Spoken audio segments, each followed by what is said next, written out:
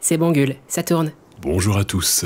Comme la plupart d'entre vous, nous sommes actuellement confinés pour des raisons qui, je crois, ne nécessitent pas plus de précision. Restez chez vous. Avant que les mesures sanitaires ne soient promulguées, nous étions en train de préparer nos prochaines vidéos. Nous aurions très bien pu continuer, mais nous avons préféré mettre cela de côté, afin de nous consacrer à des projets, disons, plus à propos. Jusqu'ici, nous n'avons pas traité de thématiques directement liées à l'actualité, mais à circonstances exceptionnelles. On va parler du virus? Pas vraiment. Cela dépasse de très loin notre domaine de compétences et notre champ de vulgarisation. Je t'avoue, technicien, que j'ai un peu hésité, car nous n'avons pas l'habitude de présenter des sujets sans un minimum de recul.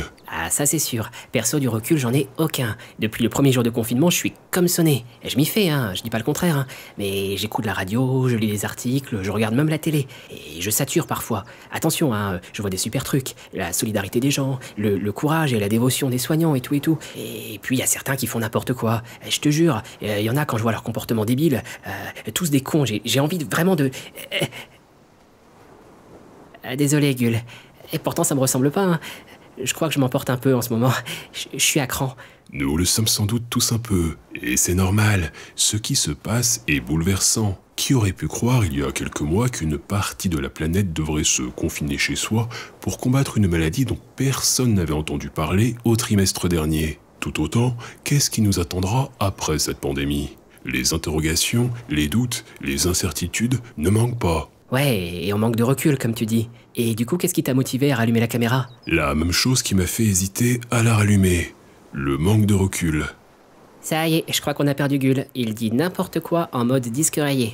Avant de me mettre en retraite anticipée, laisse-moi t'expliquer. Quand on est dans l'incertitude, qu'on manque de recul, que la situation est inconfortable, peu rassurante, on a tendance à privilégier les raccourcis, à juger autrui bien plus qu'on ne le ferait d'habitude, aux dépens de ce qui, je crois, demeure fondamental, la compréhension.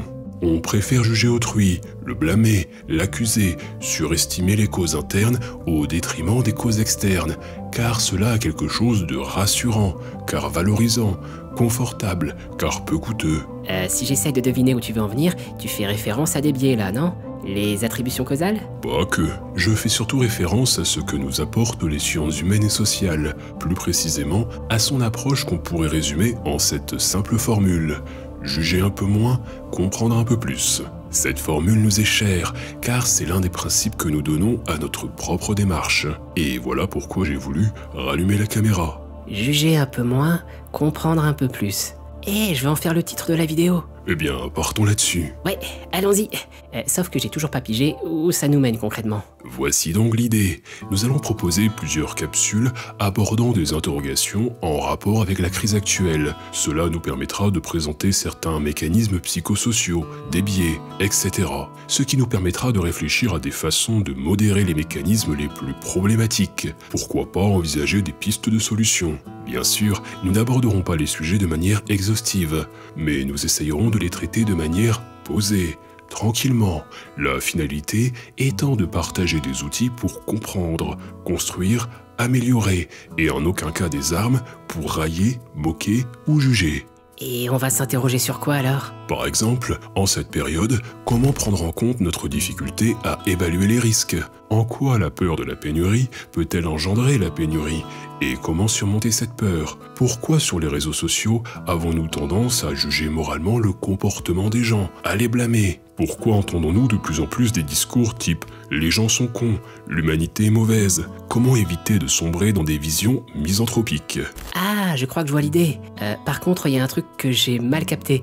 T'as bien dit plusieurs vidéos sur cette période de confinement? Oui, très honnêtement, j'ignore combien ni à quel rythme, d'autant que personne ne peut savoir combien de temps le confinement va durer. Nous nous organiserons au jour le jour. Ces vidéos sont dépendantes du contexte et sont évidemment limitées par nos modestes moyens. Je préfère donc ne rien promettre de précis, si ce n'est vous assurer que nous tâcherons de faire au mieux. Voyez cela comme un format expérimental et provisoire de la chaîne. Attends, tu crois vraiment qu'on pourra faire plusieurs vidéos durant cette période? Non, parce que d'habitude on met plusieurs semaines, voire des mois avant de finaliser un truc. Là tu me parles de jours. Oui, dès la semaine prochaine. Quoi? D'ici là, prenez soin de vous, prenez soin des autres. Et restez chez vous.